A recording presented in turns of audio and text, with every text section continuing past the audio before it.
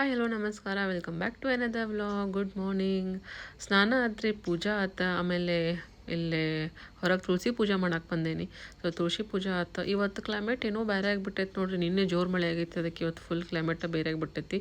So ಮಸ್ತಾಗಿತ್ತು. ಅದಕ್ಕೆ ಒಂದು ಸ್ವಲ್ಪ ಹೊರಗೆ ಗಾಳಿ ಕುಂತಿದ್ದೆ. ಆಮೇಲೆ ಬರ್ಡ್ಸ್ ನೋಡ್ರಿ ಎಷ್ಟು ಹೆಂಗೆ ಬಂದಾವ. ಆಮೇಲೆ ಬ್ರೇಕ್ಫಾಸ್ಟ್ ಇವತ್ತು ಮ್ಯಾಗಿ ತಿನ್ಬೇಕನ್ಸಾಯ್ತಂತ ಮ್ಯಾಗಿ ಮಾಡಿದ್ನಿ. ನಾನು ಅಪ್ಪಿಲ್ಲೇ ಮ್ಯಾಗಿ ತಿನ್ಕೊಂತ ಟಿ ವಿ ನೋಡ್ಕೊತ ಕುಂತೇವಿ. ಆಮೇಲೆ ಈಗ ಲಿಟ್ಲ್ ಹಾರ್ಟ್ಸ್ ನೋಡ್ರಿ, ಇವು ಭಾಳ ಕಮ್ಮಿ ಆಗಿಬಿಟ್ಟಾವ. ಮೊದಲು ಎಷ್ಟು ಇರ್ತಿದ್ದು. ಸೊ ಇಲ್ಲೇ ಲಿಟ್ಲ್ ಹಾರ್ಟ್ಸ್ ತಿನ್ಕೊತ ಒಂದು ಸ್ವಲ್ಪ ಅನುಪಮ ನೋಡ್ಕೊತ ಕುಂತಿದ್ದೆ. ಆಮೇಲೆ ಗ್ರೋಸರಿ ಸಾಮಾನು ಬೇಕಿತ್ತು, ಆಮೇಲೆ ಕಾಯಿಪಲ್ಯ ಬೇಕಾಗಿತ್ತು, ಬ್ಲಿಂಕಿಟ್ ಮಾಡಿದ್ದೆ. ಇದೊಂದು ಭಾಳ ಈಸಿ ಆಗಿಬಿಟ್ಟೈತೆ ನೋಡ್ರಿ ಬ್ಲಿಂಕಿಟ್ ಬಂದಾಗಿಂದ. ಅವು ಎಷ್ಟು ಚಂದ ಪ್ಯಾಕಿಂಗು ಮಾಡಿಕೊಟ್ಟಿರ್ತಾರೆ, ಅವ್ನು ಬರೀ ಇಡೋದು ಅಷ್ಟೇ. ಆಮೇಲೆ ನಾ ಏನು ಮಾಡಿರ್ತೇನೆ ಯೂಶ್ವಲಿ ಹಿಂಗೆ ಬ್ರೋಕ್ಲಿ ಆಮೇಲೆ ಫ್ಲವರ್ ಅದು ಇತ್ತಂದ್ರೆ ರೀ ಅವನ್ನ ಸ್ವಲ್ಪ ಹಿಂಗೆ ಸುಲಿದ ನೋಡ್ಕೊಂಡು ಬಾಕ್ಸ್ನಾಗ ಪ್ಯಾಕ್ ಮಾಡಿರ್ತೀನಿ. ಸೊ ದ್ಯಾಟ್ ನಮ್ಮ ನೆಕ್ಸ್ಟ್ ಡೇ ಯಾವಾಗೂ ಬಾಯ್ಲ್ಡ್ ವೆಜಿಟೇಬಲ್ಸ್ ಮಾಡ್ಬೇಕಂತಂದ್ರೆ ಈಸಿಯಾಗಿ ತೊಗೊಂಡು ಪಟ್ನ ಮಾಡೋಕೆ ಚಲೋ ಆಗ್ತೈತಿ. ಸೊ ಈ ಥರ ನಾನು ಎವ್ರಿ ಟೈಮ್ ಹಿಂಗೆ ಮಾಡಿಟ್ಟಿರ್ತೇನೆ.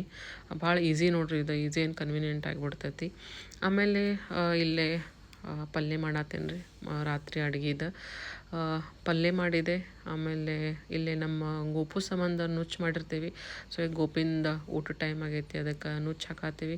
ಆಮೇಲೆ ಇಲ್ಲಿ ಬಾಯ್ಲ್ ವೆಜಿಟೇಬಲ್ ಪನ್ನೀರ್ ಅದು ಮಾಡ್ಕೊಂಡಿದ್ನಿ ನಾನು.